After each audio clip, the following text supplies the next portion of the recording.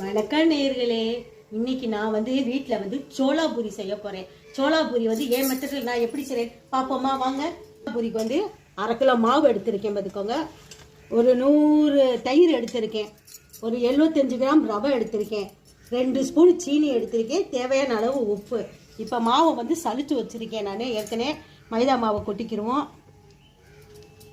50 gram 100 gram தயிரை இதோட add பண்ணிக்கிடுவோம். ரவையை போட்டுக்கிடுவோம். ஜீனியை போட்டுக்கிடுவோம். உப்பை போட்டுக்கிடுவோம். இப்போ முதல் தண்ணி ஊற்றாமல் இந்த தயிர் பார்த்தீங்களா, இந்த தயிர் இதிலே நல்லா அப்படி பிணைஞ்சு விட்டுக்கிடுவோம்.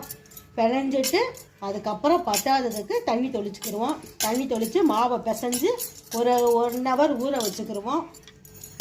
தயிர் ஊற்றி கொடுத்தீங்களா, அந்த தயிர் ஊற்றினதுலேயே பாருங்களேன் இந்த அளவுக்கு ஈரப்பதம் வந்துருச்சு.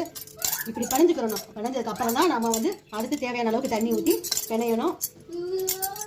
நம்ம சமையலை பொறுத்த வரைக்கும் நிதானமாக அப்படியே பார்த்து ரசித்து நம்ம செஞ்சனாலே சமையல் சூப்பர் டேஸ்ட்டில் அமையும் நேர்களே. நல்லா மாவை பிணைஞ்சுக்கிட்டேன். இந்த அளவுக்கு பிணைஞ்சிருக்கேன்.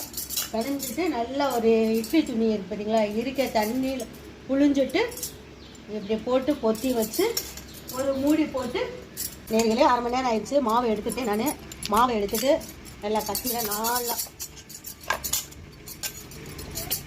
இப்படி ஒரு பகுதி எடுத்துருவோம். அதை கூட இப்படி ஒரு பகுதி எடுத்துருவோம்.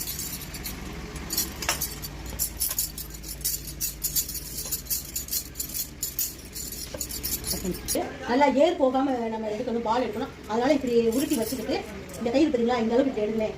இப்படி எடுத்து இப்படி எடுங்க. அவ்வளோதான். இதெல்லாம் ஏர் போகாது. நமக்கு தேய்க்கிறப்பையும் சமமாக விழுகும். அடுத்து இப்படி அந்த உருண்டை எடுத்து வந்தீங்களா, திரும்ப இது இப்படி மடக்கிட்டே இப்படி பண்ணிங்கன்னா ஏர் போகாமல் பால் இப்படி நல்லா அழகாக வந்துடும். சரி, நம்ம தேய்க்கிறப்ப உருண்டையாக ஒன்று சொல்லாப்பில் தேய்க்கலாம். கலந்துட்டு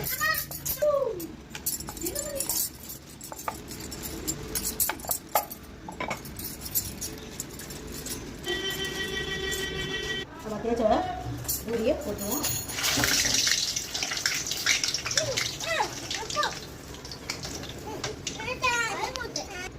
நம்மளோட சோளாபூரி ரெடி ஆக போகுது.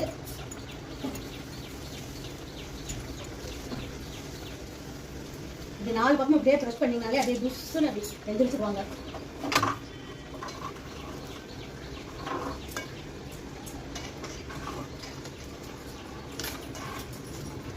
பூரி ரெடி ஆயிடுச்சு. இந்த பூரிக்கு நமக்கு வேண்டிய என்ன குருமாவோ நமக்கு தேவையான குருமா செஞ்சு சாப்பிடலாம். சன்னா மசாலா இதுக்கு மேலே சூப்பராக இருக்கும். நேர்களே இந்த ரெசிபி உங்களுக்கு பிடிச்சிருந்துச்சுன்னா லைக் பண்ணுங்க, சப்ஸ்கிரைப் பண்ணுங்க, ஷேர் பண்ணுங்க.